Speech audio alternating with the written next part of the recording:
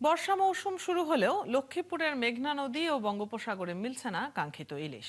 নদী ও সাগরে জাল ফেলেও অধিকাংশ জেলে খালি হাতে ফিরছেন, যার প্রভাব পড়েছে মাছের বাজারেও। আয় কমে যাওয়ায় ঋণের বোঝা নিয়ে মানবেতর জীবন কাটাচ্ছেন হাজারো জেলে পরিবার। আতোয়ার মনিরের তথ্য ও ছবিতে প্রতিবেদন। বছরের এই সময় নদীতে জাল ফেললে ধরা পড়তো ঝাঁকে ঝাঁকে ইলিশ, কিন্তু চলতি মৌসুমে পুরো উল্টো চিত্র। গভীর রাত থেকে নদী ও সাগরে মাছ ধরতে গেলেও অধিকাংশ ট্রলার ফিরছে খালি হাতে। জেলেদের দাবি, যে পরিমাণ ইলিশ মিলছে তা দিয়ে জ্বালানি তেল, বরফ, শ্রমিক মজুরি কিংবা খাবার খরচও উঠছে না। এতে ধার দেনা করে ট্রলার চালাতে হচ্ছে অনেক জেলেকে।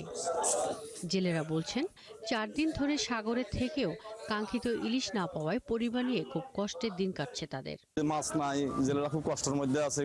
যা কিছু মাছ পাওয়া যায় তা সাগরমুখী পাওয়া যায়, তবে মেঘনা নদীতে এখন বর্তমান টোটাল মাছ না বললেই চলে। এখানে এখন না মাছের সিজনে মাছ কিন্তু খুবই কম। গেছে মাস এক সপ্তাহ বাইশে গেছি, একটা মাছ নদীতে পাইনি। আজকে একটা পাইছি, 800 টাকা বিক্রি করছি। জেলা মৎস্য কর্মকর্তা জানান, ইলিশ শুধু একটি মাছের সংকট নয়, এটি হাজারো জেলের পরিবারের জীবিকা ও স্থানীয় অর্থনীতির সঙ্গে জড়িত। তবে মৌসুমের শুরুতে প্রত্যাশিত ইলিশ না পেলেও সেপ্টেম্বর অক্টোবরে উৎপাদন বাড়বে বলে আশা করছেন তিনি। এতদিন কিন্তু বৃষ্টি হয়নি। আমরা আশা করছি যে বৃষ্টি যদি আরো বাড়ে এবং মিঠা পানির পরিমাণ বা মিঠা পানির যদি প্রবাহটা বাড়ে, তাহলে সাগর থেকে ইলিশের যে জাগ, সে জাগটা নদীতে মাইগ্রেট করতে পারবে।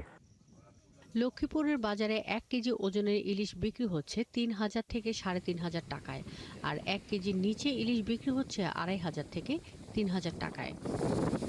শাকিলা শম্পা, 71।